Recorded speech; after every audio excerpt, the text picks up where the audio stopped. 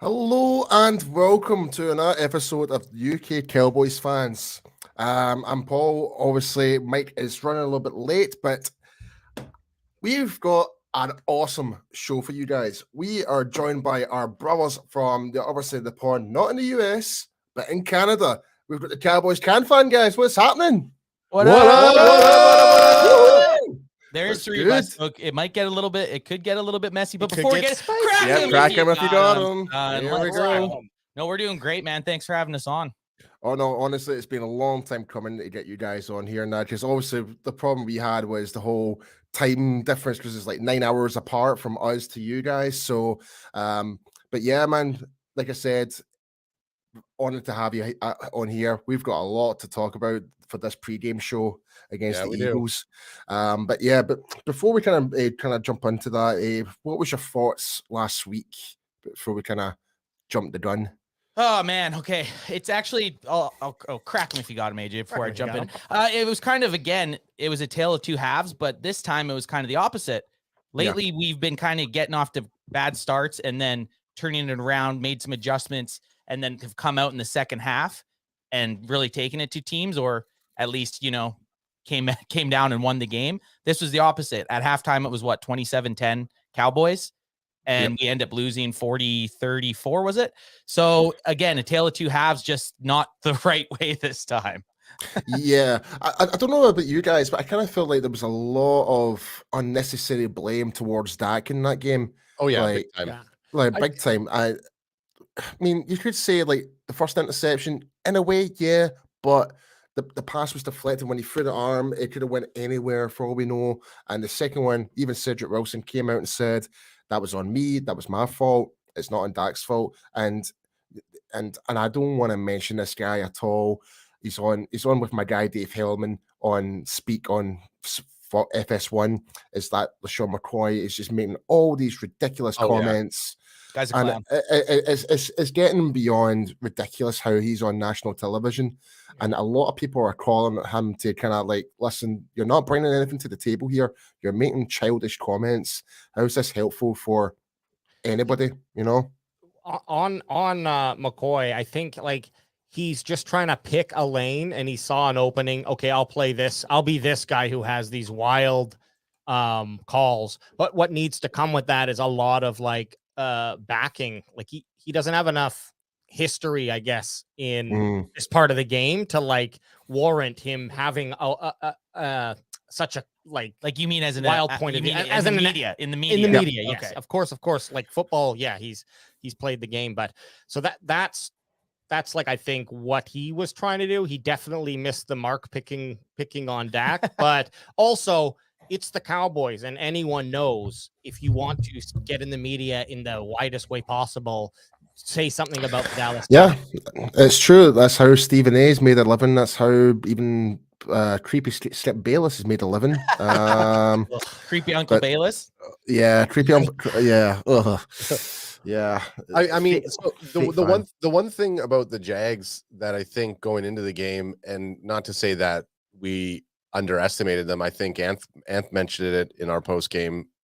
It's an NFL team. Like at any given the reason the words any given Sunday comes up is because any given Sunday something can happen. But it's not like the Jags haven't been on a solid tear. When a team's starting to click and they're performing, like they're a pretty solid looking team. That's the thing. This is one thing I mentioned with Meg on the Wolves team on Blogging the Boys is that it's like we can't underestimate a team like us because they've beaten like the Ravens and stuff like that, etc. But before we kind of start jumping on, Mike has finally arrived. So let's bring him in. There he is. There he is. What up, Mikey? Yeah, it's nothing like. Hold on. Let me just get the baubles just right. I'm doing this the other day. There we go. So it nothing like a last second emergency to run out and take some medicine out to some family. Oh, nice. Perfect timing. Tis the season to do. It is the season to be ill. Do things. Get on Santa's nice list in these last few days. There's still time. That's what I was hoping. That's what I was hoping for. I think the deeds, as we all have learned from like classic Christmas tales, the deeds you do the last few days leading up matter more than everything else in the rest of They're the the year. only ones that matter. So that means drink more beer and more good things will come. There we go. All day, every day, right?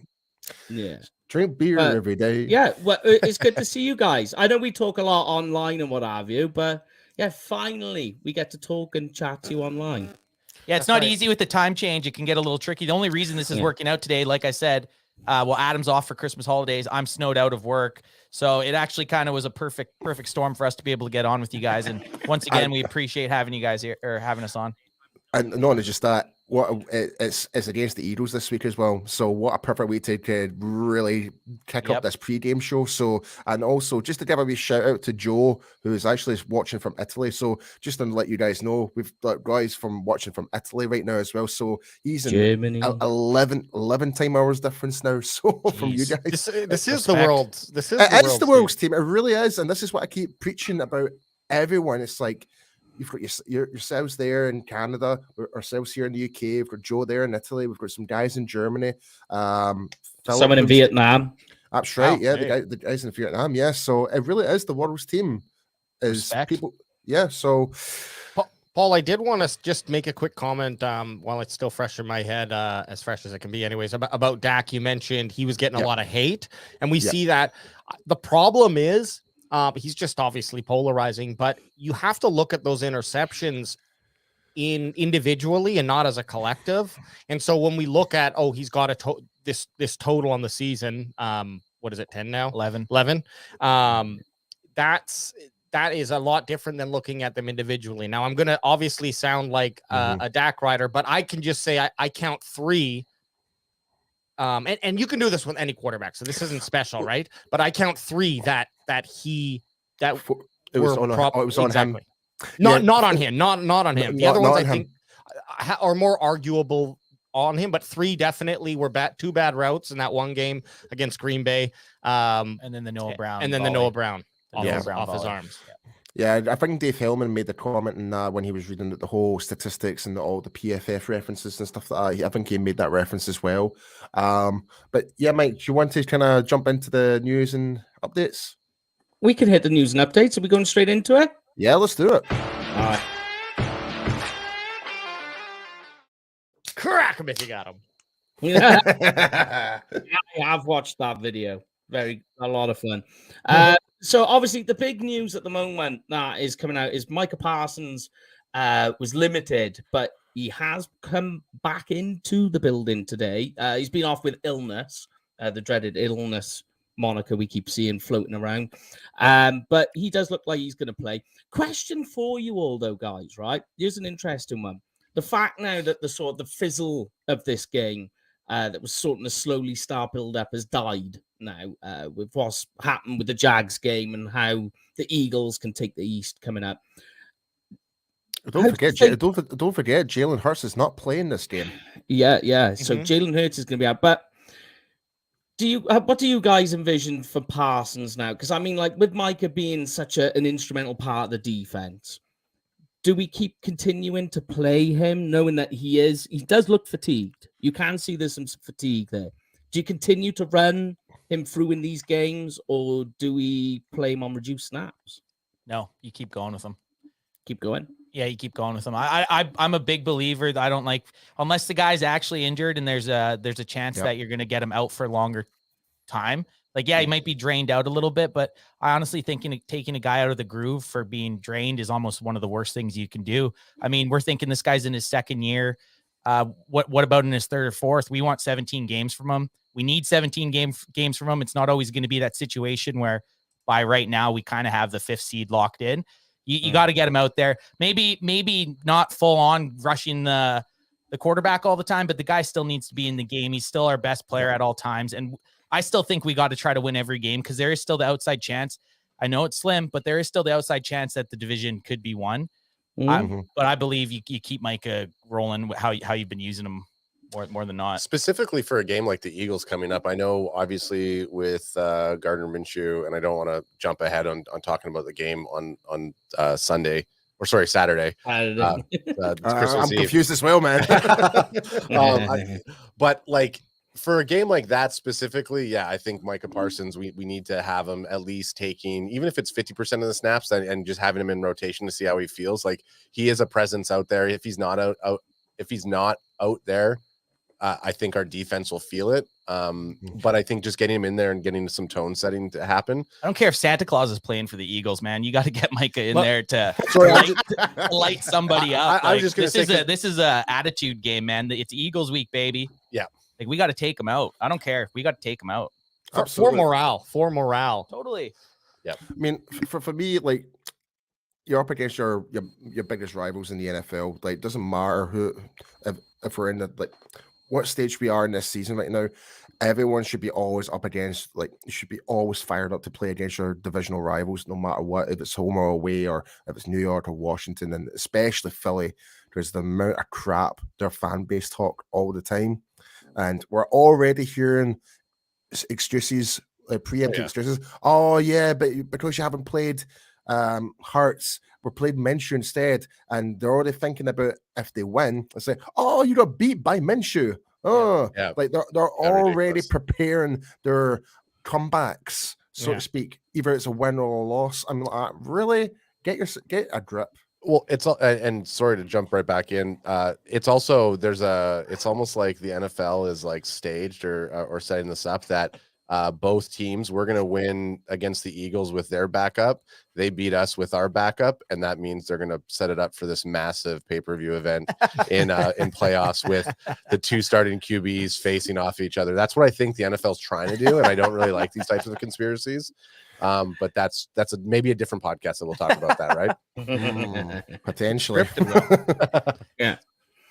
Yeah. It is interesting. I know what you're saying, and like it's that iron sharpen, that steel sharpens steel sort of attitude to it. Yeah, if it's any sort of injury concern, you got to go light on it. But he's just not the type of guy who wants to sit out. And this is the time where players do start to hit the second wind. I think these next few games, if they haven't already. So, it's a long, grueling season, but this is where you get that, like I just said, second wind, where I think if they have anything left in the tank, it's going to be used all the way up. So I am a little concerned, but right now the victories are more important. And this one would have been perfect had we beat the Jags, would have set it up, set it up for the number one position, but whatever. I know, we kind of shot ourselves in the foot. Yeah. I mean, like if you look Green Bay, Jacksonville, thanks to them, you're looking at now the best they can get is fifth, get that fifth spot. Which does mean, of course, that being the case, you pretty much can expect this weekend to be the last home game of the season, really. But yeah, in other news, Jamin Curse has a shoulder injury. Tank is dealing with a foot, along with Dorrance Armstrong with an ankle. Obviously the good news really on the injury report, I know it sounds weird to say, but Leighton Vander Esch is on there with a neck, but that's a stinger, not the what we were all dreading. So out for the rest of the regular, back for the playoffs is what they're looking at. How did everyone feel when we seen LVE go down with that? So I didn't realize, like, I've been a pretty big critic of LVE, and he has had a very good season this year. But you really notice last week him being out, him and like maybe even Hankins, like them being out. The lineup has been huge. Like the Jaguars, I watched a couple of their games. Their running game never seemed that scary, and then they ran all over us with, what was it, 191 yards or something. Etienne Jr. So LVE's played a critical role this year, and it took me some time to grow back, warm up to him, because I have been pretty critical, but it was pretty apparent, him being out, that it did hurt us. So it's good that he will be back for playoffs. Yeah, because like you say, that duo together with Hankins up front, as that typical nose tackle, his two gapping ability was perfect to keep LVE off blocks, because obviously, getting off blocks isn't really, and taking on blocks is what LVE is really used to. That's like some of the complaint. Basically, he never got taught how to do it in college because the way that they played. So, That's yeah. Boise So State for you. yeah. But by doing so, he's obviously become a really good efficient tackler, and that's what we were seeing. And like you say, that once LVE slipped out of that game, you really notice, especially runs from the inside, becoming a problem for this defense. We'll get to the defense because I've got some questions to ask on that. But should we hit the offense, Paul? Yeah, let's go for it. All right, let's do it. Let's do Do it. you want to do it, Paul? Oh yeah, sorry.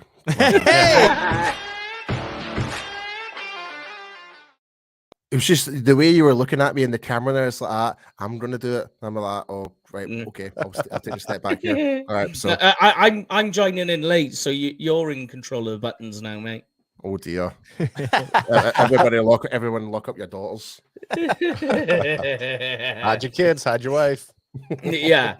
And so I know you guys already touched on Dak. I mean, do you guys want to continue talking about this, or should we move on to the other offensive players? It's your guys' show. We're down for whatever.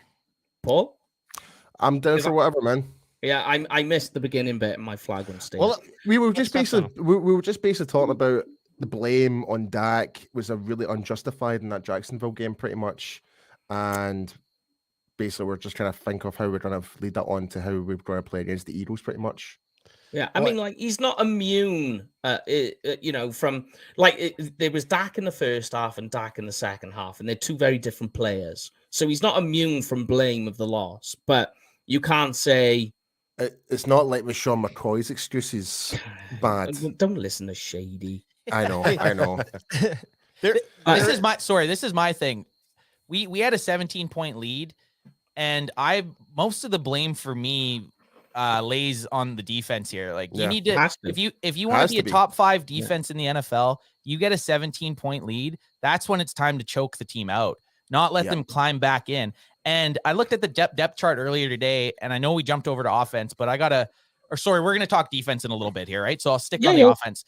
But I don't think the offense was as much blame. Sure, we didn't have the second half that we wanted to, but I think on both sides of the ball, we're missing that killer instinct. Like, the defense wasn't there to shut the Jaguars out, and then the offense wasn't there to, like, we needed one of those 15-play drives, like 8.5 minutes off the game. It down. Yeah, and we just never did that. And I was saying, I think it was the 3rd and 10. They had one timeout. It's like, just run the ball here, make them use their last timeout, chew it up. And it's just sometimes we get too cute on offense, and that's the one thing I will say. Like, we just should have just been running with that lead.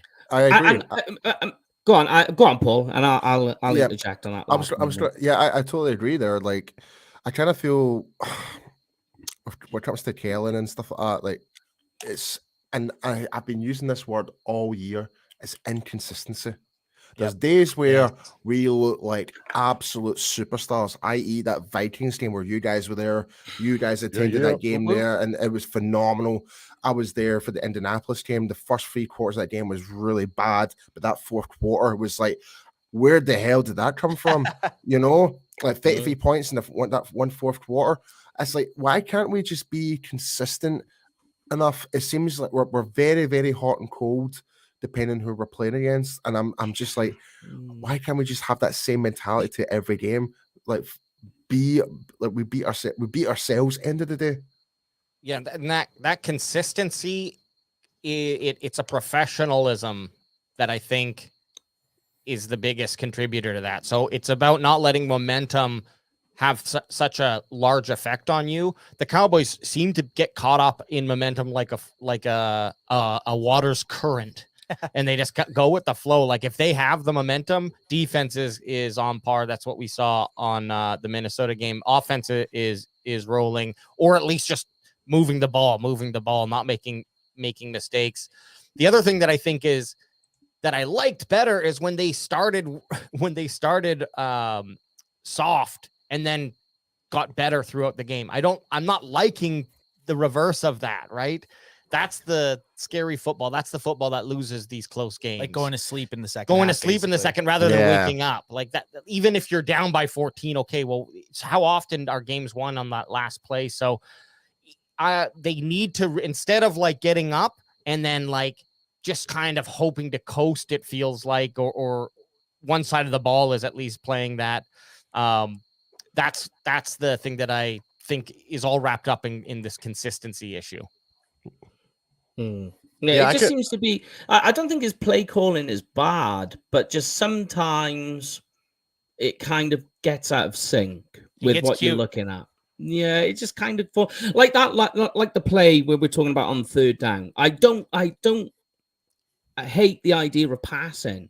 I just don't like that they went for a deep pass. If you said, "All right, we're going to put Noah Brown and Lamb like maybe on some sort of like bubble screen or a screen pass," so it's a shorter, so it's almost like an extended run, but it's still counted as a pass. Then you kind of go, okay, yeah, I can understand that. It's the deep pass where it's a low percentage play. You just think, is that really time to call that? Although saying that, Dak put that ball on the money.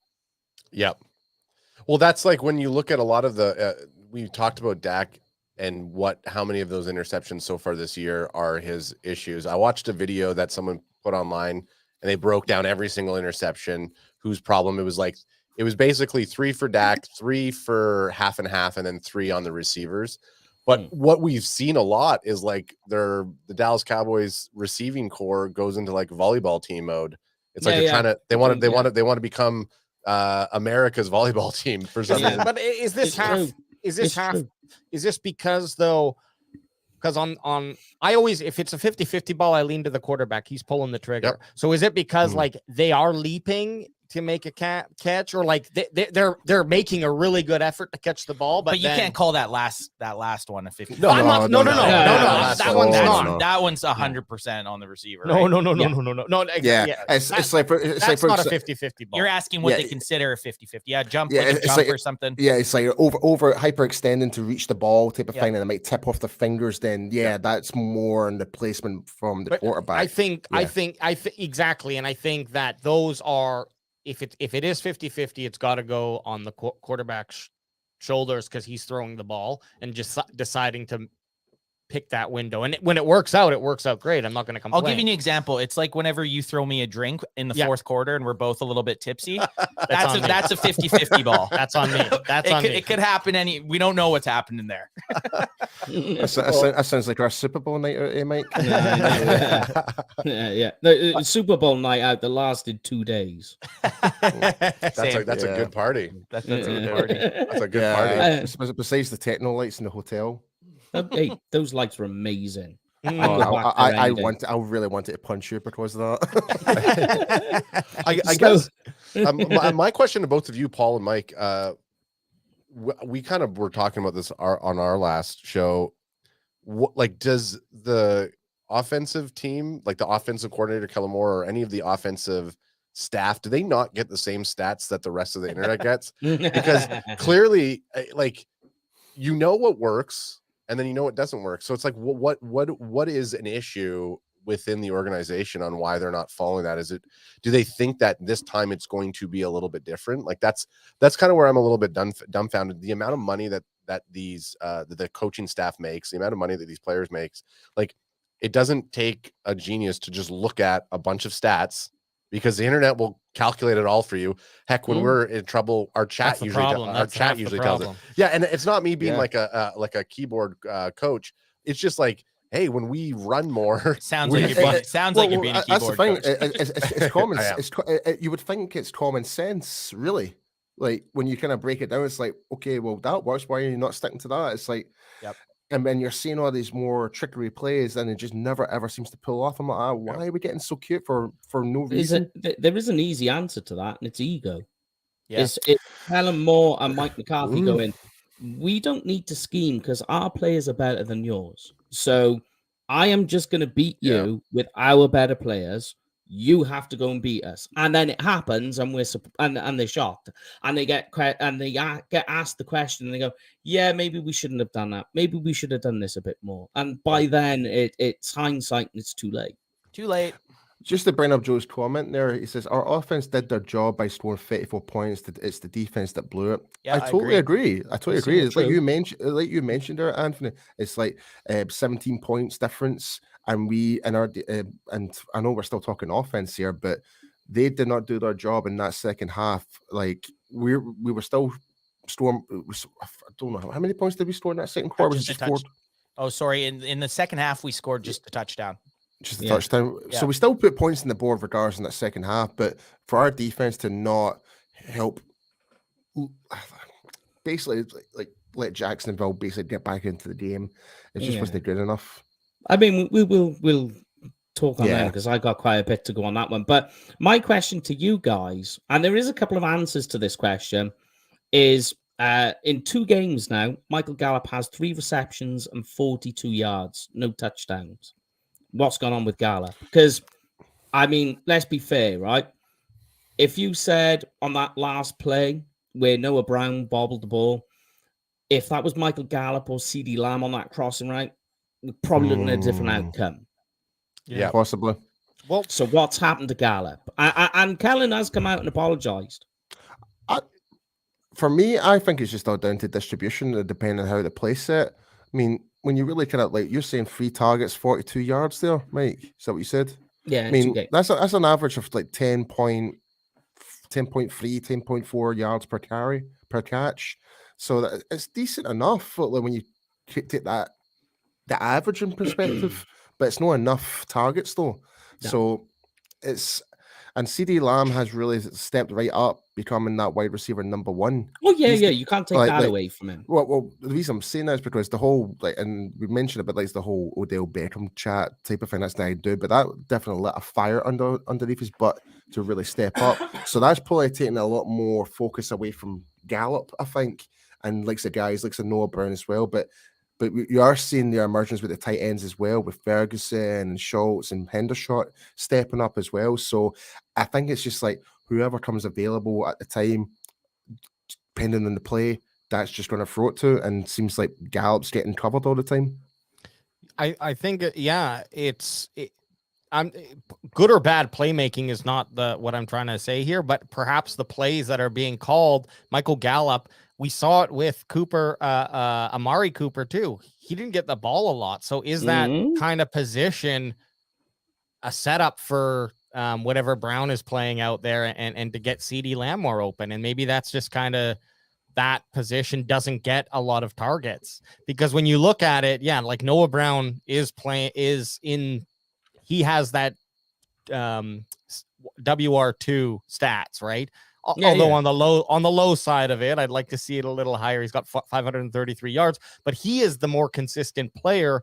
Now, my hankering is without any sort of knowledge on this thing at all, but I think which is always great to start with. I just think that Gallup that position is not where gets ghosted a little bit. It gets ghosted a little bit, or it's just made to open the field a little bit more for a big pass.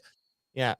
See, I find that's the point you were looking for there, mate, wasn't it? Yeah, it basically what you're looking at is, and for whatever reason why they're scheming it this way, is Michael Gallup's just being used when you look at it on just clearing routes. And it's really weird to watch when you know the type of quality he is. Yeah. He's not part of Dak's progression. He's just literally on clearing routes. And okay, fine. But you've got to wonder why that's happening. Is that happening because of Callum Moore, or is it happening because there's something more happening with Gallup? Is it something still to do with his injury or fatigue?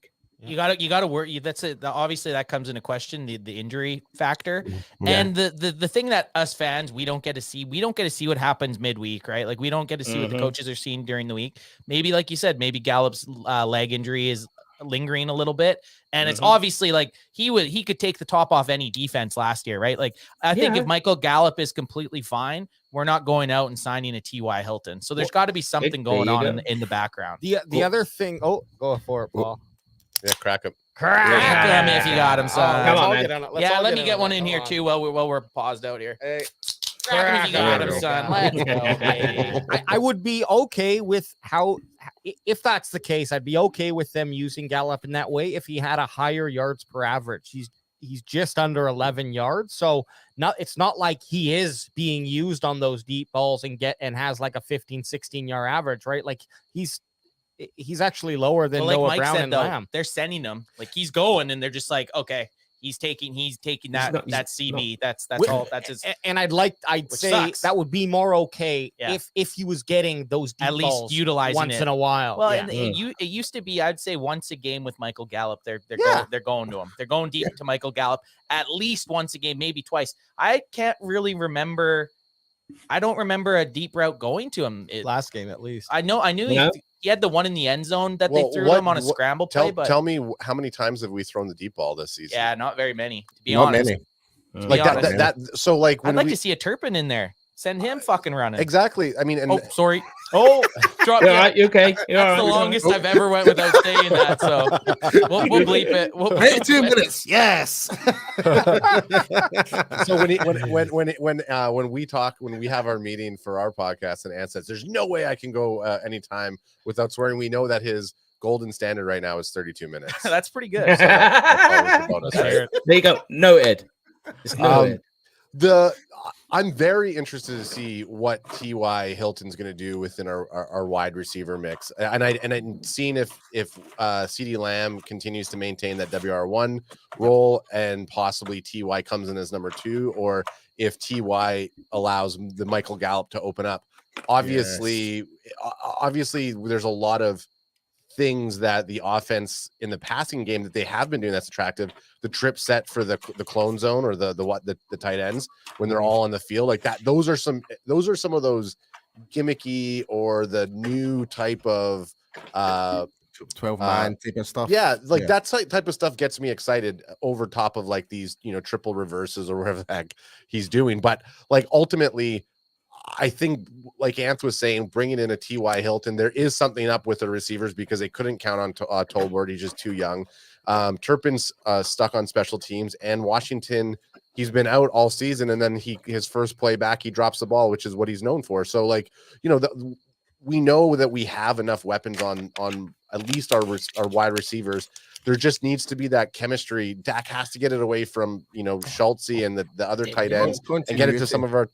Get it to some of our wide receivers, right? And that's the other side of it. That's why I was hoping somebody go to is the chemistry, because you think that Dak and Gallup just seem to be missing that blend together. And I don't know if it's because Dak's missed time, Gallup's missed some time this season. They've kind of been ships passing in the night, and they haven't had time to gel. Well, I mean, with it. I don't know. They've had so many seasons together now, so I don't see that being using that as the scapegoat. Like, they've got the playbook. They should know the routes. They should know everything. Like, we're in week 14? Not 15. We're in week 16. 15 of 16 now. This is week 16. Yeah, week 16. Because the bye week and that. Yeah, so we're in week 16 in the regular season now. That's depressing. Time flies when you're having Flying fun. by. It does. It does.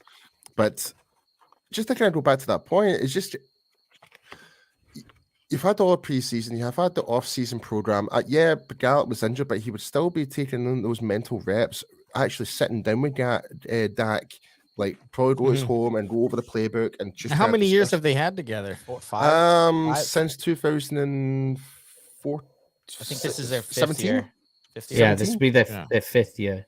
The thing that stands out to me now that you guys got me thinking about it is the injury. That's got to be it. If it's nothing else, you got to go to. If it's not mental, like because Paul said, if it's not mental, because these guys obviously have had a repertoire with each other before. What's the next outlier? It's got to be the injury. Is it a this year thing, or is it this is the guy now thing? Well, no, I think it's a this year thing. I've heard people talking about ACL injuries before, and they've said like although you can get out there and do stuff, initially it's a good year before you unless you're Adrian Peterson. Normal. Yeah.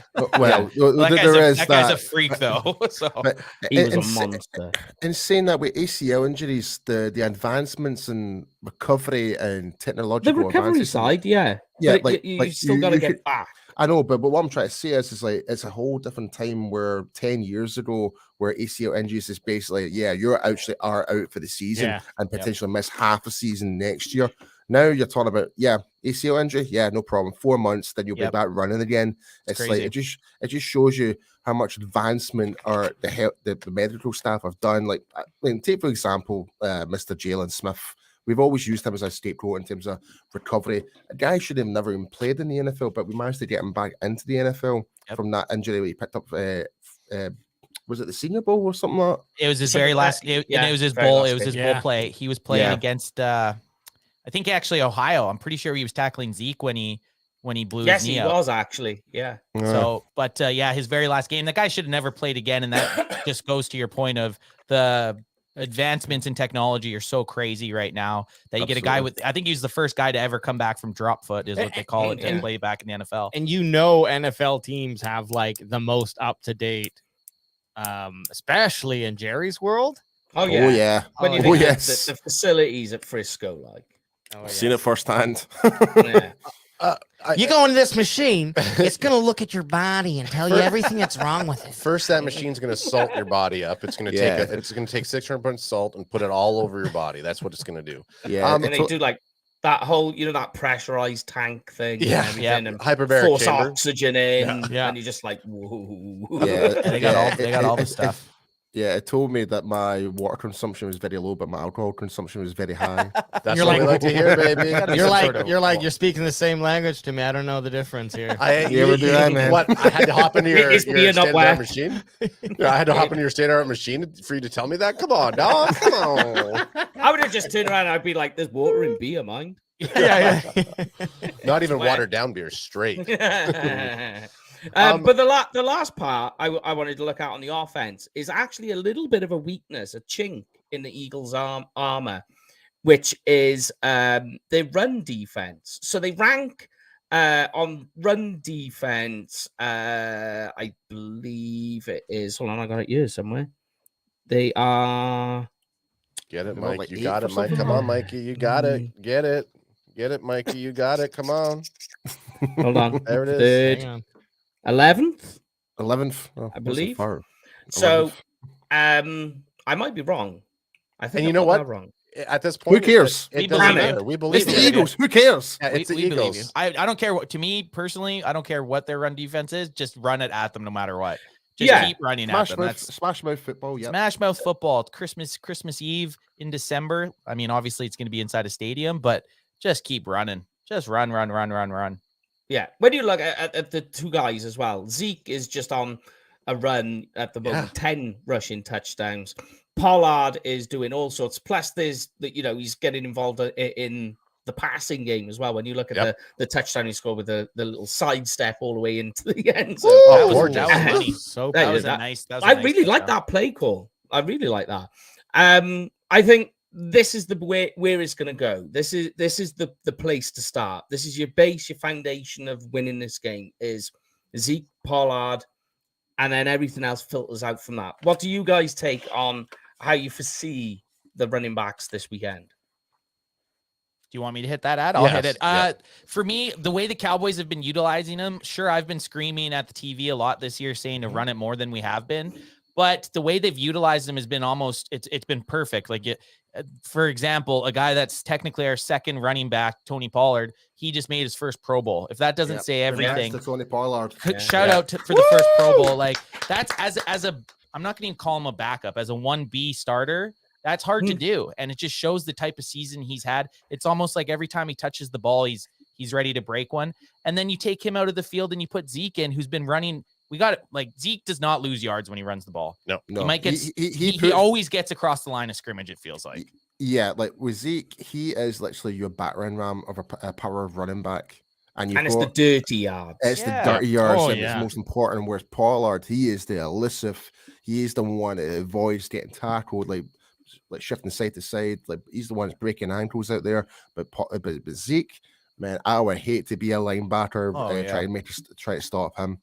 Yeah, and the only problem with it is I still don't feel like they're giving them enough touches. I honestly think they could get 10 more touches combined every game, and it would be beneficial. Yeah, what I would like them to start doing is continue to call the same play setups, but just running plays on it. So get the wide receivers out there in different sets and just continually run the ball, because it's going to, and at the right time you can run that option where the guy, you're going to run it, but if he somehow catches the cornerback or whoever it is sleeping, you can quickly sling it out there. And now everyone's starting to have to push back a little. Like, it is a nice recipe when you have this 1-2 combination. And like you mentioned, not enough is said about, like, Pollard is very easy to see what he's doing, but Zeke's yards are like on a difficulty scale. He's always going in there hard and eating away at the will of the defense. And that's a big part. That's a big factor in that 1-2 punch. That was beautifully said there, man, AJ. Beautifully said. And if you remember as well, Paul, we were speaking with Dave Hellman before, and he was telling us, he was like, when Zeke is on the field, you can feel like there's a different energy in the opposing defense, that they see Zeke strut on the field, and that you can feel the tension in them. And when that collision comes in, all of a sudden, then, as opposed to when Pollard's there, you can hear that there's this louder and it's just more aggressive with him, and that's what you get different with Zeke. See, I noticed that watching that from the actual Colts game, like throughout throughout the whole game, like not from first to third, but throughout the whole game. It's like whenever Zeke was in, you could tell that their run defense was a lot more tighter equipped. In terms of more the inside run, they're getting ready for it. Yeah, they were expecting to hit, like, Zeke to hit up the A gap or the B gap or whatever and that. Whereas Pollard, it's like a variety box. You just don't know where he's going to go. Yeah, it is. I think the other one thing that I was just thinking about there, it's the rhythm too. Getting in a right rhythm. Yeah. Now, that's what I think comes out, that the Cowboys come out of sometimes, is come out of that rhythm because a play threw them off. And so rather than trying to just hop back in, they're like, oh, now we're into a new song and dance, if you will. But it's about continually trying to stick with what they were playing, because it keeps your team in a nice flow. And also, that wear and tear on the defense is such a mental game. It's going to break. It's the floodgate where it's like, just keep pushing. Who cares if it's 1 or 2 hard fought yards? Eventually that's going to open up. And then suddenly now you're eating 10, 20, 30 yards. I don't know. Should I keep going? Keep it going, AJ. Keep it going, man. 40, 50. And they do say that the quickest way between 2 points is a straight line. So go with that. Yeah. The thing that's been exciting with the running backs, and you see it on the sounds of the sideline, is that the attitude from them is so awesome. And they're both, you can see that they're like, they are a cohesive unit. And instead of 1A, 1B, they're not in competition. They're co-backs. And that's like, it's the true form of like what 2 solid running backs should be. So I don't know what the stats are or what game was last where we predominantly, let's say, ran it 70% of the time. But like never. Never. Right? Exactly. Maybe Dak's first game back, possibly, but I do want to see. I know, like, if it's like, if we're running above 50%, we're gonna win. We have a better stat on winning those games. But what would it be if we are running most of the game, 70% of the time? What type of production would we see from these guys? Because, like you said, you want to see 10 more snaps to, like, collectively with the running backs. But like, what happens if we get 15 or 20? Do they hit a different level? Do they hit a different plateau? Do they work the defense a little bit so that you get those one quick hits to a tight end or a fucking deep ball, which we haven't seen at all? Sorry. Oh my gosh. 45 minutes. There actually was one game where they rushed more than they played passing plays. Which was against the Rams. Oh yeah, okay. So that was actually still with Cooper Rush in there. So that makes sense. And then I'm pretty sure Pollard had an like crazy game. He had a couple big runs. Like I honestly think the strength of he had his a 57-yard run. Yeah, and he looked fat. He totally looked fast. And I just hate that we go away from it. And I don't think we'll ever see 70% with Kellen Moore calling plays. I would say maybe 60. Yeah. no more than 65, I would say. I don't know if I want to see It's not even 70. that high. I'm happy with 50-50 if we get to that. To be Yeah. honest, if we can just go 50-50, I would But honestly be happy. You brought up Kellen Moore. Obviously, that is a big predominant reason is Kellen Moore was a quarterback. We're gonna check it. He's gonna and we're gonna toss it up. We're gonna toss the ball up. So yeah, I mean, obviously not a big fan of some of these running plays. The running the ball consistently is old school. It's old school. It's boomer football. And I don't know if he said that, but I could see him saying that.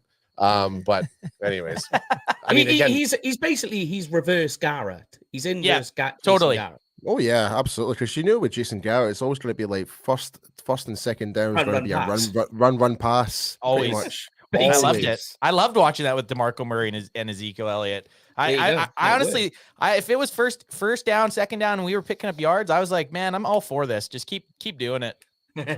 I didn't hate it, to be honest. As long as it's producing, which it did with, a couple years with DeMarco Murray and then a few years with Ezekiel Elliott when he was still there with Garrett. Obviously, you're gonna find complaints with everything. Like at the end of the day, we just want to see this offense roll and not collapse. We want to see a full game from them. Yeah. And sorry, I'll make one last point, and then if you guys want to move on the offense, and then we'll move on to defense as soon as you close. I totally understand when you hear coaches or quarterbacks, they say the thing that you want to get it into the wide receiver's hands early and right away. So if they're going to make the drop, like just let them have that feel. So I would even be fine within the first few drives that they're not fully running. They are getting the receivers some of those snaps, and then go like second and third quarter heavy run, and then figure out what you're gonna do in the fourth, depending on how the game goes. Like I'm not afraid of the throwing. It's exciting when a massive play happens. Oh yeah. We haven't really seen a lot of those massive plays. You know why? Because this is the issue with doing that, and this has happened a bunch of times. We have tried doing that. We'll come out, we'll get the ball at the start of the game. We'll throw it on first down, either get sacked or have an incompletion. Then we'll run it on second down, get 2 yards, and now you're third. Now you're 3rd and 8, right? So we actually have tried doing that. We have tried throwing it, but I think there was a few games we had multiple 3 and outs, and that's because they get behind the down and distance. I'm all for that, but if you're going to throw on first down, you better have a play that you're going to at least pick up 4 to 5 yards. That's all. That's all I want. That wasn't even saying first down, right? I believe one of those games was the Giants as well. Yeah, it was. It definitely was. Yeah, especially early. If you're going to do that early, we were at the Giants game and we don't even really remember it. Boys, I was standing in line the whole third quarter. I missed some of the most exciting plays. I remember when we were watching the highlights. I'm like, what? Where was I? I was at that game. We paid a lot of money for me to be at the game. I don't remember any of this stuff happening. Getting a burrito that you dropped on your jersey. Hey, boys, I cleaned it up though. Okay, as long as it didn't stain. Yeah, no, it did for a bit, and it was like a fresh AT&T Stadium bought jersey, Thanksgiving game throwback style. I was gutted. Got it. All right, let's move to the defense, guys, and then we can get onto the fantasy side. Hey. All right, open it. Oh yeah, give it.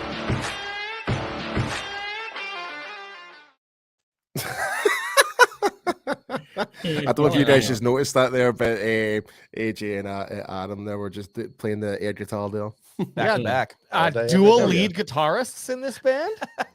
Wall of guitars on UK Cowboys. What up? Okay, here's my first question on defense: is where has the pressure gone? Oh man. Ooh. Yeah, it's been the last two games. What, 1 sack in the last 2 games? I think. Yeah, abysmal.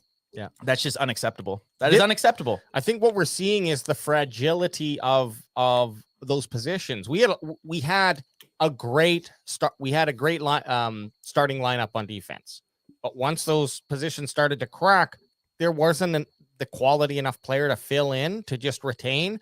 And I think we're starting to see players having to cover a little bit more. That's the key right there. And so that weakens the whole play. Like what Hankins, when he came in, I don't know if this makes sense statistically, but just optically, it looked like he filled a really nice void there. And he did. And everyone was physically really exactly, absolutely, a huge wall. But everyone was firing. Now we're starting to see later in the season, people are starting to get a little banged up. the depth is a concern on all positions. Well, the thing that makes me nervous about this is the D-line, they're still doing their thing. The thing that I think teams are now doing to us is you definitely saw this in the Texans game. They're getting rid of the ball fast.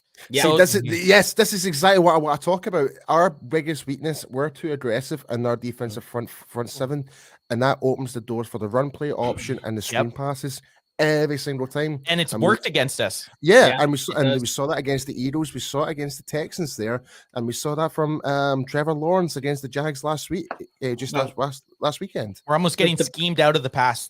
Yeah, rush. and it's just because we're so aggressive. That's our problem. We're just too aggressive. It's the aggressiveness, but also if you look at it as well, Dan Quinn is putting the defensive lineman on twist and stunts more than any other team in the NFL. And when you twist or you send him on a stunt, that's a lot of time to get that play to develop. And because they know that, and it's really high, the Cowboys at the moment are stunting at a rate of 44%. Wow. That's like 20% more than the second. That's a lot. Hey, for a layman like me, can you what's a they cross the defensive line crosses. You got two different versions. So a twist will be where your defensive lineman and your defensive tackle cross over each other at the line, so to try and cause basically a little bit of confusion on what they're doing. And a stunt is where the two inside guys will cross over onto each other. Right. For a second, I thought you were going to get up and give us a demonstration there, Mike. I'll go. I'll stop right on the wall. Pull someone in. Now this is the thing about the offensive or defensive coordinator is the adjustments, because as we move throughout the season, there's just more and more footage on how to beat a team. This is every single year, so it's nothing new.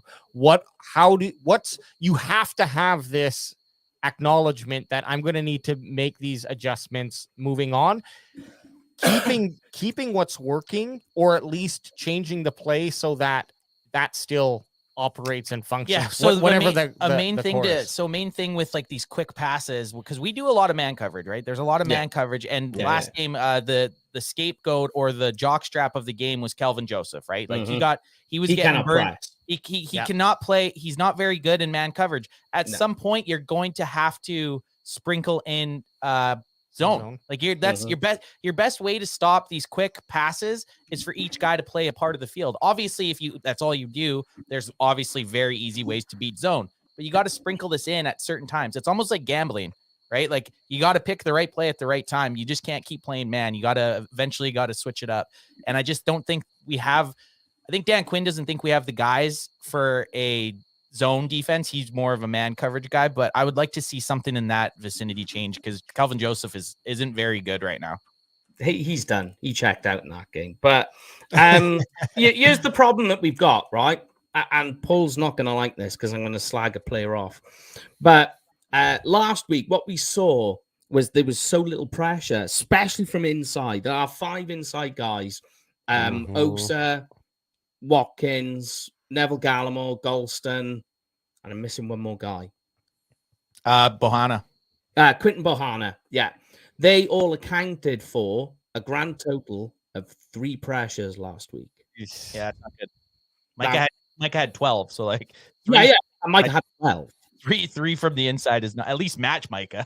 Yeah, exactly. Is that just utilizing those guys in a way to free up more pressures? Well, it's the stunts, right? Or, like exactly. They're too slow. They're not getting that pressure because they got just not hitting their gaps pretty much. Yeah. Like, and the issue we've got now is Neville Gallimore has been fairly quiet, and we know what type of player he is. He's put a bit of weight on, which is good. He's in his 3rd year.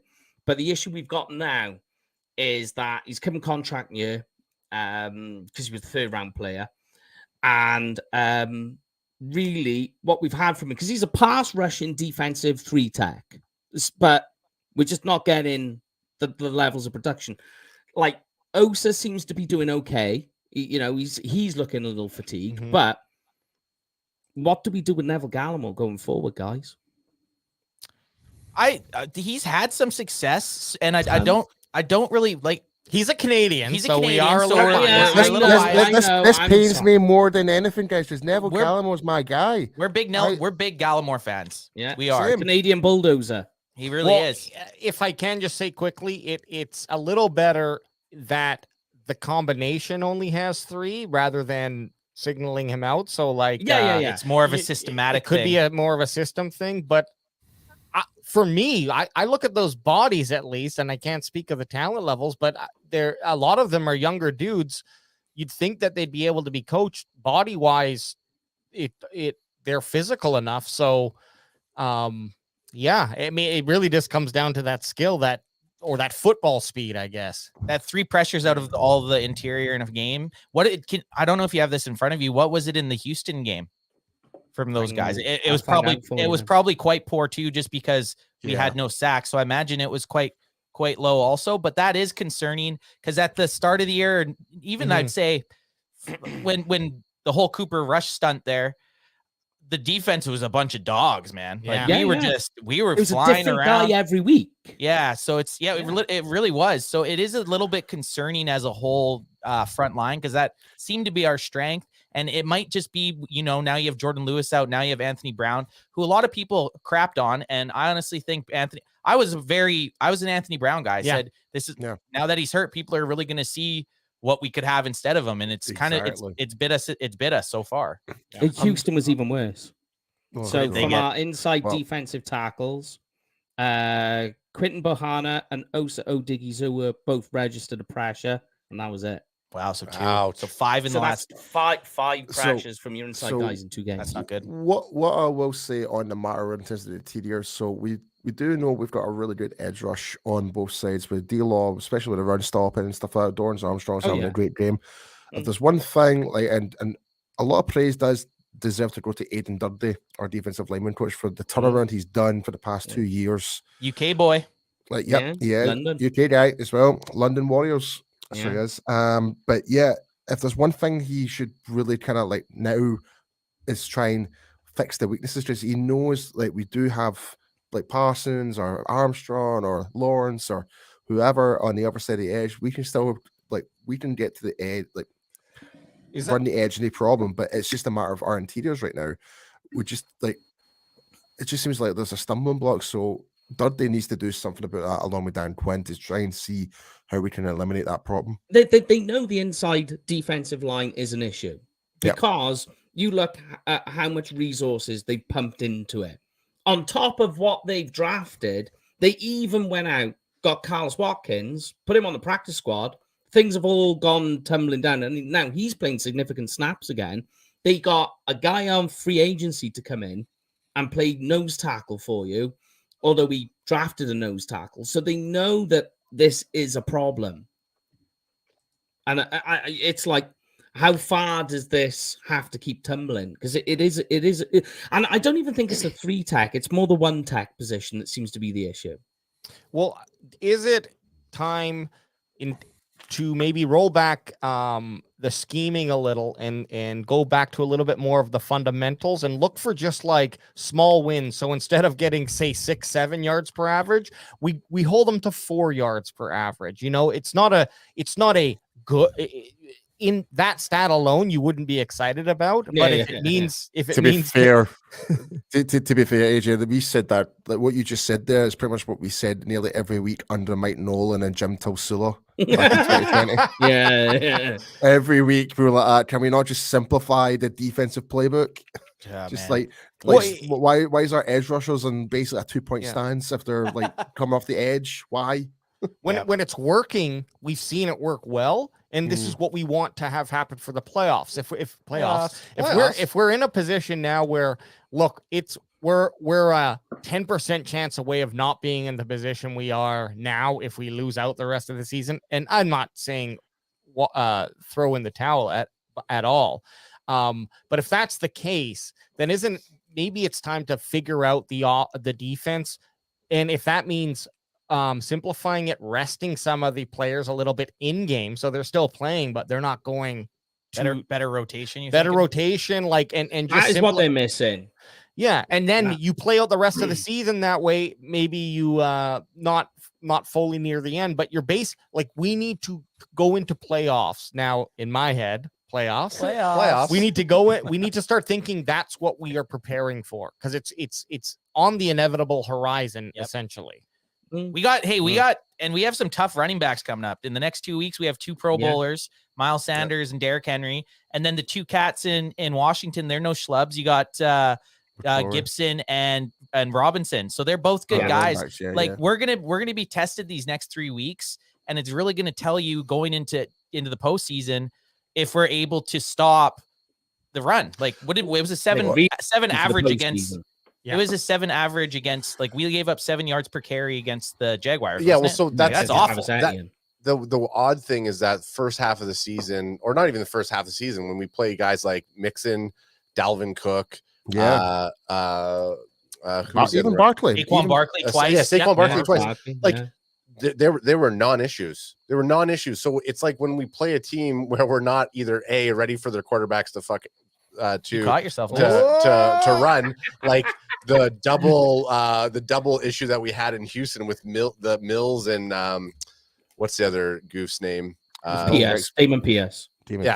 So these quarterbacks are running around, and it's like, okay, we weren't ready for them to do that, so they're gonna eat our lunch. And then we play against the Jags, and it's like they don't have a running game, and then all of a sudden Etienne Jr. Comes out of nowhere and he lights us up. So it's like, I think in my mind, going against the Eagles, I don't know if Miles Sanders is going to be as big of an issue as, let's say, a Jalen Hurts would have been for us. And now that Jalen Hurts is in, I think they can kind of recalibrate and really help shut down Sanders the way that we did these other star backs. And then with Derrick Henry, I don't think they also, so the next, and that's the thing, the next 2 games we play are against backup quarterbacks. Tannehill's out for season, and Hurts, so they're going to be running. They're going to be running lots, and then obviously you get Heineke, who they're going to be playing. They're going to be playing for a playoff spot. Hurts, don't be such a chicken. Get in the game, bro. Get in the game. It did kind of take the wind out of our sails, though, him not playing. But I don't care who's at quarterback. I want to win this game. It's the trilogy. The trilogy is going to happen. Like I said, it's a simulation. It's going to happen in playoffs. The last time that Gardner Minshew did play a game, it was against the Cowboys. It was last year, week 18. Is that what we are? We go into week 18 now. Yeah. He played against the Cowboys week 18 and got absolutely smacked. Not that that's saying anything, but that's just some backdoor info there. Just to add on top of like Gardner Minshew, because obviously he's going to be the starting quarterback for this game. Completely different dynamic compared to Jalen Hurts. Completely different dynamic. He's definitely a guy that more sits in the pocket to look for a pass more than Jalen Hurts does. Hurts is more that type of quarterback. If there's a gap opening within his offensive line, he'll run play option it pretty much. And like you kind of mentioned, it'll be last year that he got absolutely smoked. So when it comes to this year, like the game plan is obviously going to have to be different. They're going to have to rely, like you mentioned, Miles Sanders, and they're going to have to rely more on their offensive line, like Lane Johnson and Jason Kelsey. They're going to have to rely on them a lot more in this game for sure. And they're on fire right now. Yeah. As much as I hate to admit it, but yes. Here's the big problem: is our safety. Well, whole secondary really last week was quite bad, and we'll talk about Kelvin Joseph now. But the issue we've got is we're playing now up against AJ Brown, who in the last 3 games ranks 5th in total yards, and the Eagles' passing offense is in the last 3 games 3rd in total passing yards. Yeah. So they are absolutely flying right now. And, you know, you look at the way our defensive backs were playing. I mean, we made Zay Jones look like Megatron. Yeah. Oh, so, my goodness. Yeah. Yeah. I mean, like, what are we going to do here? Because I know, like I say, we'll touch on Kelvin Joseph now. But what's happened there as well? Because that seems to have slipped off all of a sudden as well. You just got to call that a wasted draft pick in my mind. Yeah, I don't think you haven't seen enough from the guy, and I know he hasn't had very many chances. But last week was his chance. Last week was, hey, okay, here you go. They're gonna target you, make some plays, and he got exposed. Granted, cornerback in the NFL is probably minus quarterback, the hardest position to play. Very. So Yeah. there is a huge learning curve, right? So it's one of these weird things. In the NFL, it's kind of a unwritten rule with your higher draft picks. You usually see them get 3 years, right? Unless they completely crash and burn. So I still think he has a spot, but he's got to be on a pretty short leash. I think he's and I think he's got the benefit now of you've got the rest of the season here to really make up for any sort of guessing that people have on you, and playing in a game speed, you're right, is a lot different than like just practicing. So hopefully we're going to see him get up to speed, because it's a position that is just going to continually be picked at, because we know Diggs has completely revolutionized his game this year. Yep. People are not throwing to him. That's fine. He's the shutdown corner this year. I got news that has just come in on Diggs. He did not practice today due to illness. Oh no. Ooh. Him and Micah were kissing again. It's all they gotta stop that. Oh my God. It's all those double dates that they do to these different like news things that they're. That going is, on they to. do actually. That is a good point. They do a lot of the joint media stuff, but man, that's bad timing. Hopefully it's a one dayer. Yeah, I think he'll be playing. Yeah, Yeah. I mean, I go into the Calvin Joseph thing. I think, like you say, the learning curve is steep. Yeah, very much so for cornerback, especially when you think like cornerbacks in college aren't really ever taught how to do the physical, like the press man coverage. Yep. It's always they're always taught how to do zones. So they come into the NFL and all of a sudden it's like you need to learn this quick. Yeah. But what's even worse, I think, for Calvin Joseph, if you go back and look, he did not play that much in college either. Yeah. Didn't really play as a starter. Played very little. Moved colleges, in fact. So he's lacking experience that he can take into the pros, that he can fall back on and be like, oh, I've seen this before, because he hasn't seen it because he's never done it. Yeah. So it's like, what did they see in him to even Big get him? physical guy. He's athletic. He's athletic. He's athletic. And Drop some dimes on those rap beats, you know? He was a crazy athlete. If you go back and look at it, the athletic traits are off the scale, but there's just nothing between the ears. Well, clearly, I mean, we don't need to get into the off-field shenanigans, but yeah, you're absolutely right. There's that. It is that EQ that some players just don't have. You could have all the talent in the world, but if you can't be coached up or coached into a position, then you got to cut your losses. And that's a big issue with the Cowboys, is that they're not willing to cut any type of draft losses. It's like, if it's not working, get rid of them. Who cares if you draft them year one? If it's not fitting your system, get them out of there. At the end of the day, it's a business. End of the day, it's like players come and go. Like I still think you got to give them some time to develop. In certain positions, like a guy at cornerback that hasn't had the chance to start much. The only way you're going to find out that he's not that guy is by getting him out there. And unfortunately, it's at tough times right now. But by seeing him get burned, and yeah, I'll say that if he comes out because this is the next 3 games and going into the postseason, this is his most important. This is, hey man, this is show us what you got as a football player. And if he crash and burns, then yeah, maybe that could speed up the process of next year of getting rid of him. The thing with the draft picks is they don't cost nearly as much as most other players, so it's still worth keeping them on there. Yeah, the time to develop for the contract, it's worth keeping them. It's still worth it. One thing can I bring up, because we've been a little like we obviously we saw a bunch of stuff in the defense that wasn't great. But I just want to give a shout out to one guy, Duron Not So Bland. Yeah, Not So Bland, baby. Yeah. Absolutely. Turns out he can play football. Yeah, big time. He's like he's the complete opposite to me of Calvin Joseph. He's just very much fifth round pick. You know, had an awesome training camp. Kind of just got pushed to the side because we had guys that started over him because of his name, Bland, right? Yeah, Bland got forced into the starting role, and whenever he's out on the field, he just makes plays. I think he's four interceptions or something this year. Like, you guys have been playing amazing. He's tied for 3rd right now. In interceptions. So he's definitely been a bright spot of the defense, and like maybe we got this gem in the 5th round. So I just wanted to give that a shout out because the guy's been amazing. And when you think as well that we lose Jordan Lewis, and it's like, oh crap, we've lost Jordan Lewis, because like really important from the slot. And Bland comes in and doesn't skip a beat. It's crazy. It's like, oh, excellent. But what I like with Bland, but I tell you what I do like is the height. the size he is, because it doesn't make sense. Like a guy his size shouldn't be able to play the slot. He should be an How big is outside he? guy. Yeah, what's the size? It's not like 5'11". No. I'll bring it up now.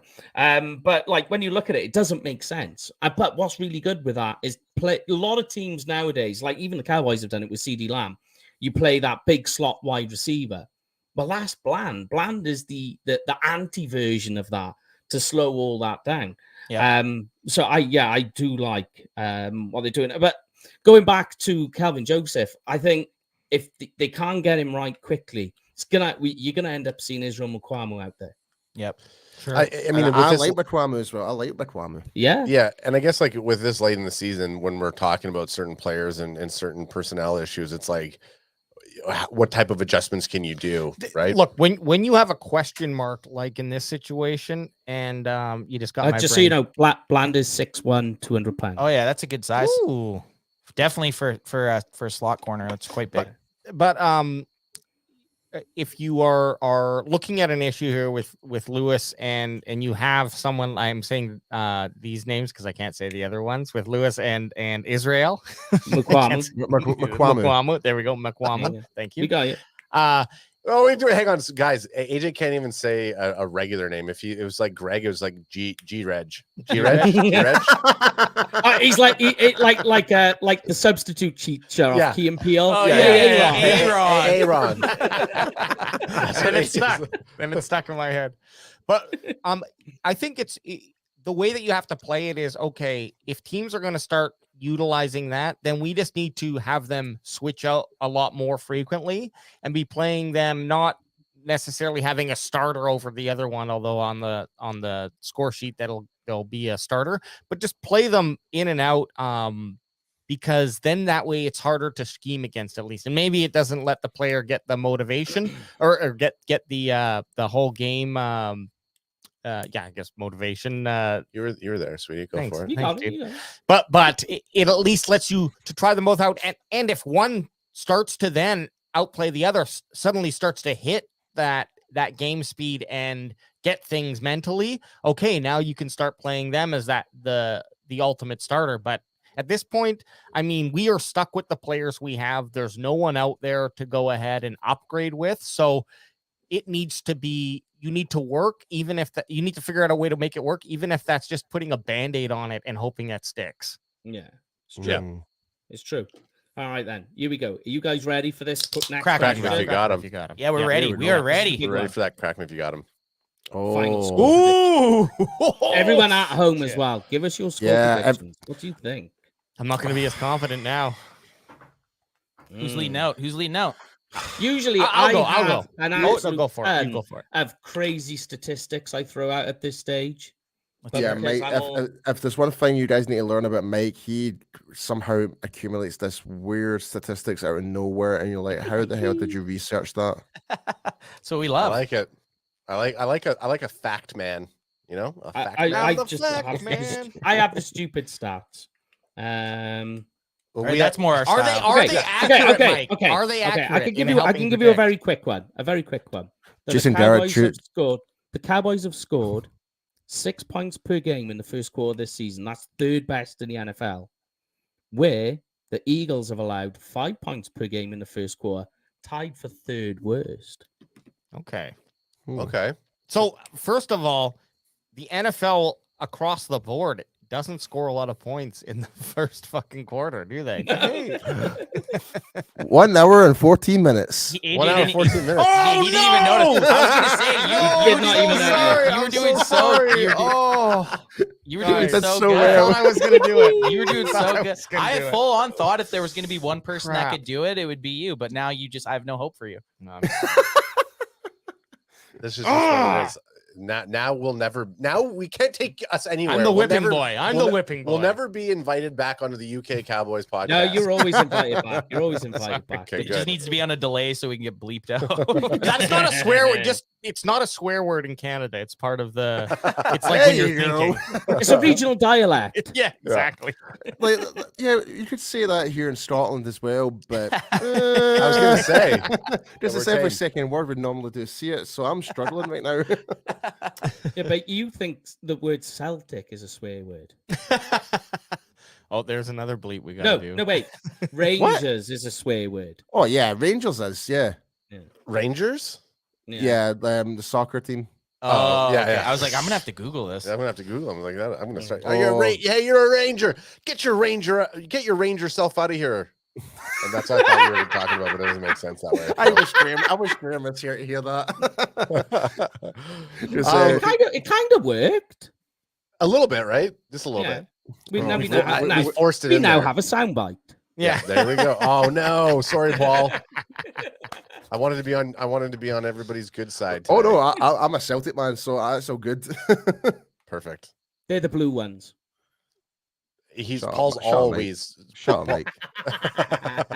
I'm winding Paul up. All right, then, let's get some score predictions. I've given mine in already for an article. So I've gone Cowboys win 27-23. Ooh, So Nice. yeah, That's going to be a tight, exciting game. I like it. Merry Defense. Christmas. Defense wins this game. Defense is going to win this game. I hope so. My goodness. Oh, Come on then, Paul. You Have know you what, handed I'm- your score I- prediction in, I- by the way, Paul? no, I haven't. I'm Mm, I'm you're gonna asking go for off the rails with this one. Actually, like it's gonna be unpredictable. People are gonna think I am smoking the wrong tobacco. What I'm about to say here. I'm gonna say Cowboys 44, Wowza. Eagles 27. Wow. Okay. Shellac 40 I burger. like that. I I've like seen a lot of points. The score. NFL loves that type of game. 40 I burger. like it a lot. I like it Yeah. a lot. Kellen Moore's like, yes, I get to throw it. Go on then. Right. Here we go then, guys. Give me your Okay, score so prediction. Okay. so mine's gonna be 34-17 Cowboys. Ooh. Ooh, that's a beat down. Reasonable. 34-17. 34-17. I'm gonna go 20 Cowboys, 14 Eagles. It's gonna be a close one. I know. Took that. Sorry. That was Adam. That just means Money Mayor's coming in twice with a big boot. Yeah, Money Mayor. This guy. Oh, I picked- yeah, we even spoke about Money Maher. He was like, what was it, 6 for 6? Yeah, he's Oh, been money. Well, Mayor. and if He we're is the talking- highest rated kicker in the NFL right now. and thankfully we have Money Mayor. Did everyone see Greg the Leg lose it for the Jets? Yes. Oh, this Oh, weekend? It's like my. he shanked a kick at the, Really to, bad. to lose the game for the Jets. and you're just like typical. yeah, exactly. Yeah. I'm just like Typical. Greg the Leg. Like that ball didn't even hit the net. It went into No, the it ground. was like wide right or wide left or whatever. It was so far. It was basically in another. Were you like stadium. washing dishes and you looked over and just went typical? Yeah, I'm like, All right. sorry, Jets. Before you give your score prediction, the next one, here's another stat for you. Okay, let's hear it. Eagles This is tight gonna ends. make it. The Eagles tight ends account for 0 touchdowns since week 12, the fewest in the NFL. The Cowboys have allowed in that time 0 touchdowns to tight ends. Jeez, well, that totally changed my prediction. See? I'm just gonna go with that. That is interesting. I think someone that's gonna change. That's gonna change this week. Dallas Goddard's back. Yeah, that's gonna change. And when you get a backup quarterback in, their favorite target's the tight end Yep. usually. It's a safety blanket. But I'm gonna Yep. go. I've picked 31 so many times for the Cowboys that eventually it's got to work out. So I'm gonna say 31. I'm gonna go 31-24 for the All right. Dallas Cowboys. Let's So- go. Let's go, Okay, Cowboys. So in the comments, our good friend Joe from Italy, he's went with Cowboys 35, Eagles 21. So we're all in winning mentality here. I love it. But Within at a the same, touchdown, but at the apart from same time, yourself, at the Paul. same time, it's not going to be easy. It's not going to be an easy game. No, However, but I just went like my realistic prediction is a lot closer than that. But I have just decided just to go off the rails. Why the hell not? It's Yeah. Christmas. it's Christmas. Yeah, I like it. Anything can happen during Christmas. It's a Christmas miracle. Exactly. Yeah, it's the time of hope. It's a time of hope and caring and love And and caroling cheer. Here we go then, guys. Final segment, fantasy. Just a quick game, and then we'll get you on your way. So, do you want me to explain how this works, Mike? And while I Right. put the ball in my eyes, Mike All right. has balls in his eyes right now. Wait, hold on. I have balls in my eyes. Oh, Paul and Mike both have balls in their eyes. Oh, Paul's going for the balls in his mouth. They're Christmas. It's Christmas AJ, decorations. sorry. I just got AJ excited. Jingle bells, man. Just chill out a little bit. So yes, So just bang my head off the microphone there. Uh-oh. Wonderful. Go for it. So Fantasy Lounge. So guys, just to let you know how this works. So basically, Mike's trying to read out every player and read out their fantasy score based on NFL.com. And basically, we wind out your prediction if it's going to be higher or lower. And if you think it's going to be like within 1 point of that, up, higher, or lower, they just say even. So say, for example, it's 15 points and you think it's going to be like 15.5 or 16, then you would say even. But anything beyond a point above or a point less, then you would say lower. So that's basically how you take it, go by that. Okay. And I got the scores. I got last week's scores. They're in. So people have been jostling around.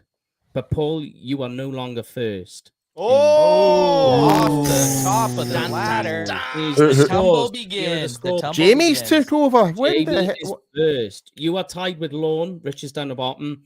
Then all the other guys, other people not part of the show. We got Nick's first, J-Tuck, Bluff City, Heckmar on a 0 and a donut, and Cowboys. Heckmar's not going to be happy with that. He needs to come back and redeem himself. He ignores me every week when I mention it. Jimmy's the Kingslayer because he took Paul out, right? Is that what it was? Oh yeah. Yeah, he had a huge week. He literally had 1 week where he got like 2 wrong. Wow. God damn it, Jimmy. I forget which week that was. I can't. It was while you were away. Are we doing it as a collective one, or is you decide, guys, as a unit, This and is then what we'll do. Boom, boom, boom. You do the first, AJ next, and then I go. Then it rotates. Okay, that's what we'll do. Otherwise, we'll just get into an argument with each other, and I like that too. Hey, we're co-managers, and we're gonna take the Can Fan Fantasy Football League. So we work symbiotically, Anth, not you. And right, if anything, whatever your score is, if it's really good, it's purely because of you two. Yeah, That's exactly. Right. True. That's how fantasy works. Facts. Sometimes our chemistry is a little off, you know. Oh, good. That's definitely getting clipped. Do it. All right then, right guys. Dak Prescott, 18.5 fantasy points. Paul, higher, lower, push. Higher.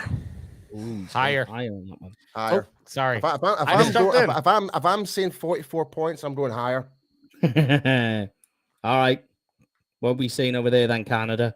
I jumped in. I said higher. I think he's getting 20 at least. Okay, so now we're going AJ, Adam, me. Yeah, I'm sorry. Switch it. Yeah. Okay. All right. Here's a big one. I'm not sure where they're getting this score from. Mine's CD Lamb, 19.7 fantasy points. He's one of the highest fantasy predicted scores this week. Just so you know that Joe's went higher as well.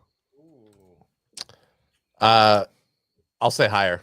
Wow. I mean, right, that's baby. wild. That's wild. how we do, baby. That's how we do. Although it makes sense if Dak's going to go over 18, there's a good chance that CD has a shot to have over that. So, okay. Yeah, Then we can boys stick together. I like it. So that could be like, that could be Lamb 120 yards and 2 touchdowns. one touchdown. That would be Yeah, this is PPR. Oh, of course. Yeah, so that two TDs, Yeah. Here we go. I'm gonna say lower. Oh, we have a different score already. I've got someone else in mind. Spread in the well. Oh, okay, spreading it out. He's thinking TY. Yeah. There you go. Okay. Right. Tony Pollard. Here we go. 12 fantasy points. Higher. Sorry, I got to cut right in. Higher. Yeah, higher. I'm going with that too. Tony definitely. I think last week he was somewhere close to 19 fantasy points on NFL.com. 12 seems very low for him. They always project him to be low, though. I know, and then he gets always. Look at his stats over the year. He has a couple 30s and crazy. And I think what they're doing is they're cautioning on the side of Zeke's gonna chew into some of that, but right. Yeah, I think when you add in the fact is PPR, so Tony Pollard's gonna get 3 points just based off receptions. Right. Yep. Just to add on top of that, Mike. So for the CD Lamb, Joe's went even, and for Pollard, he's went higher. All righty. So Dalton Schultz, 10.8 fantasy points last week. He scored not very many, 3. The bust. I'm gonna say lower. I gotta go higher. Ooh. Yeah, I think he's going to get a tutty, and then I see one drive of his being like he's going to have like he's going to get 10 points on one drive. Exactly. Yeah, it's just going to be a real good for the drive. night. Yeah. Right. Then I he need shuts to. it down. Right. So what's the deal with Jake Ferguson? Is he done now, or is No, concussion protocol. Okay. Okay, I like that. I mean, I don't Right, like that he's okay. injured, but I like that Well, he's not. Right. Okay. Completely That's good news. But what we'll say is, I'm going all in on Hendershot for this game. Okay. Mhm. That was your little wink, eh? Oh yeah, baby. I mean, I could like it. give you a stat on the tight ends, but we'll leave it. Well, for hey, now. you might as well don't tease us there, Mike. Okay, right. And so Cowboys tight ends have 20 receptions in the last 4 games. Obviously, 5 per game. That's 10th best in the NFL. However, the Eagles are allowing 5 receptions per game to tight ends, which is 8th worst. Okay. So that lines up So it's well. gonna be a tight end. That lines It's up all for about the smorgasbord. tight ends, baby. Yeah, it's all about the tight ends. Clone zone, baby. Do we see it? Do you have any in your stats? Do you have how many times Schultze's dropped a touchdown pass in the end zone? Ooh. Oh, I know it was one last week. It's not great. It's not great. It's got to be at least 4. I think it's like 4 to the last Yeah, 5 it's games. gotta He's be dropped 4. a touchdown I can pass. think at least 4 off. Jeez, Oh, man. that's not good. I haven't got his. I will have to take a look, and I'll get back. That's okay. to I you. just wanted to throw that at you to get that as like. I a know next- it is next hard. step. It will be quite bad for definite. And you just generally on drop passes. Like I know he dropped the first down last week. It was really, really important. But all right, Cowboys defense 6.9 fantasy points. Yeah. Mm. Higher. Way higher, and even Joe's went, yep, way higher. Yeah. Up and away. Raise that roof, Cowboy defense. Now, this is not just a cool dance move that Adam is doing. He's actually signifying to Raising the roof. It is a raising the roof, and it's also raising that point value higher. Yeah. Cowboy Nation. And it was a struggle for a little bit, and then he pushed through. Yeah, that's our second and third quarter there. All right, then. Here we go. On to the Eagles side. Right. Gardner Minshew, 13.9 fantasy points. How much? 13.9. 13.9. Oh, if he said 19, I was like, I'm what? I'm going higher. Yeah, I do see it being higher too. Yeah, Unfortunately. yeah. Too bad it's AJ not- Brown. Too bad it's not your chance. You know? Yeah. I'm just agreeing. I with could him see there. Minshew getting a rushing touchdown still. Just their offense just revolves around it so it's much. the RPO. It's our Yeah. biggest weakness. Yep. I'm gonna say higher. Yeah, I agree. Higher. You going higher as well, Paul? Yep. All righty. I could give you a stat on scrambling, mind you, for Eagles quarterbacks. Bring it out, All baby. Come on, Mike.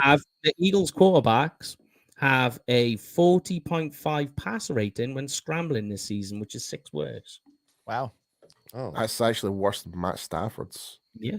Get him So scrambling. just to make give- those just full to give- scramble. On a with full mi- scramble. With Minshew, I mean, It doesn't none really of these matter. stats really. Yeah, fair. It No, shouldn't it matter. doesn't account for no. It's a team stat. Wow, so- way to just mess up Mike's stat, Yeah, Alex. thanks, I'm Alex. sorry. I'm trying to give you a positive spin, yeah. I'm just trying. Look, All right, maybe Miles- Minshew runs all over us. I don't know. Miles Sanders, 12.8 fantasy points. Bear in mind, last time they played the Cowboys, he only got 71 rushing yards. And he sucked last week. I had him in fantasy playoffs, and he lost it for me. Good I'm one. gonna Oh, say out the playoffs then, yeah? Playoffs. Yep. Playoffs. Fantasy playoffs. Yep. Nice. I'm going to say split. Even. Oh, okay. Okay. I think it's going to be like 11.9 or something like that. So Okay. Shoot, I don't want to say this, but I think it'll be higher, but not by much. AJ At sucks. a point or two. It's just Okay. look, we're not This one looking higher? down the barrel of a run stopping D at the moment. So So you're going higher. yeah, I Makes just want you to be more in favor of the Cowboys when you're picking these things. You know. we'll talk after the show. We'll talk after the show. Okay? I I gotta be authentic. Yeah. No, I get like it. it. Realist. Okay. All right. Delicate flower. AJ Brown, 14.6 fantasy points. Really on fire at the moment. Higher. PPR. Lunacy. I'm dealing with a lunatic. We've here. had higher on everyone. We're looking at like a 60 to 52 You are. game. You literally have picked higher on every point. Well, so this far. is that one I don't agree this with. is this is the problem when we have someone else in Alex's and mine's co-managing thing. Blame it on me. Yeah. So I mean, I Ant was dominant. He was like 7-0 the entire fantasy year, and then he went 0-7 the last 7 games. Sorry. Sound like one of the boys. I'm in the semifinals. I won last week. Yeah, and then you're gonna lose to us. Anyways, we can talk about that later. Let's get to the next. What's the next one? I've not even mentioned that. Yeah, I'm don't rush them through their segment. I'm gonna say even again. Even again. Okay. Yeah. I like it. All right then. Dallas Goedert does look like he's playing, but they have given him a bit of a reduced score here, so I'm suspecting that's because of Gardner Minshew playing. So Dallas Goedert is 8.7 fantasy points. Lower. I'm just gonna keep with the roll. We're going higher, baby. Yeah, why not? I'm giving Dallas Goedert a lot of disrespect. I'm saying lower. Like, put him down to the ground. Well, I mean, think about this. He's going to be up against Javen Curse, who had a good game last week. So there is that. But finally, then, the Eagles' defense is 6.7 fantasy points. This is AJ. Sorry, Paul, you go first. Oh, and as much as I hate to say it, just so you know as well, for people, for the people saying higher on Dallas Goedert, he was in his last 3 games 9.3 fantasy points, 12 fantasy points, and 24 fantasy points. That's why I said it. I'm saying I don't care. Lower. Screw Dallas Goedert. So Philly's defense. Yeah, I think even, but with an asterisk, I wouldn't be surprised if they get 8, and that pushes me just out of that even. They are first in sacks. So technically, you'd be higher. But technically be higher, but I gotta go even on it just for the sake of what was theirs? 6 point something. 6.7. So I think is the even either side of it, obviously. Yeah. Yeah. Under, either way, like anything under 7.7 or higher than 5.7 would be regarded as even. Defense is probably the safest bet to go even on, I'd say. Mm-hmm. Well, just so you know, they haven't scored less than 6 points in the last 3 games. They haven't scored less than 9. Okay. It's always for first time for everything. 55 sacks they're on for the year. Yeah, they took. I think they're first in the NFL now. They are, and first in pressures. Yeah, overtook us. Man, what did you go, Paul? I went lower. Lower. I like it. I honestly just cannot stand the Eagles, man. I hear you. I have locked that in. My little note is going on my screen.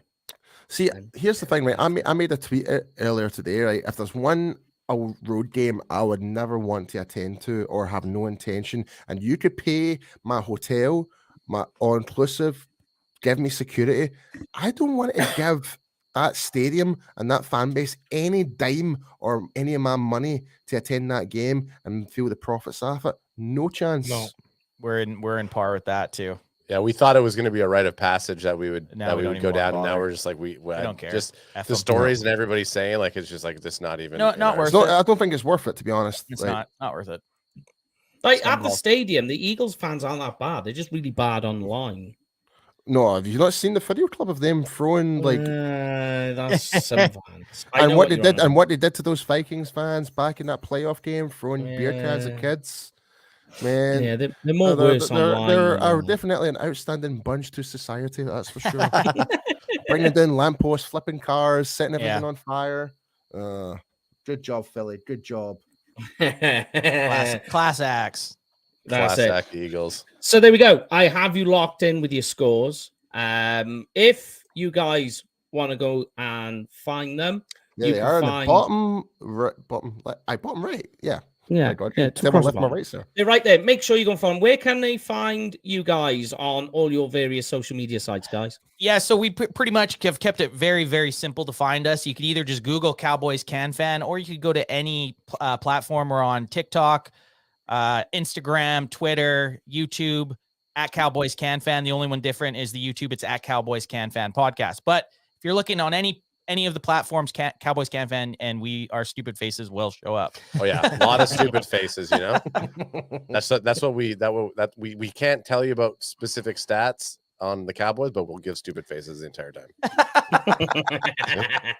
Hey guys, we appreciate you having us on. That was a great time. It's kind of nice for us to just sit back and have Mike and Paul take us for a little Cowboys ride. Hey, yeah, hey fellas, Hey. Love getting a Cowboys ride from Paul. Oh, well, I mean, like, it's a Christmas special, Yep. so it's got to be international full way round. Do you know stick what I with mean? stick with the Commonwealth. Yeah, you know. So we could get somebody over from the state, but why do that for Christmas when? And we said that we you know, talking to you off air, you know, on Instagram and Messenger, and like say, look, come, let's do this one. Let it be this one. And it worked out. It worked out perfect. So before you guys go, we want to try and give a wee shout to our sponsor, and actually, Chris, we did mention about for like the next year about maybe trying to link up together. Yeah, well. definitely. So well, yeah, that sucked this year. Is like we were down there. I know, man. It would have been so mental if we met up, dude. Yeah, honestly. literally left, and then you got there. I think a day or two after we had left, and you were down there for 2 weeks. It's like hilarious. even if there was like 1 hour to hang about, that 1 hour would be absolute chaos. It'd be more chaotic than me losing my GoPro and Dallas. Yeah. So I will say this: after watching Paul's Instagram stories, I don't know if the world's ready for Paul and Alex to